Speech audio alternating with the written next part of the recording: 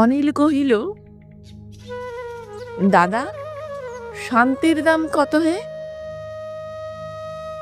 মুখপানে চাহিয়া দাদা মৃদু হাসিয়া কহে, দরে যদি পাইতাম তারে, সর্বস্ব কি ছাড়িতাম না রে।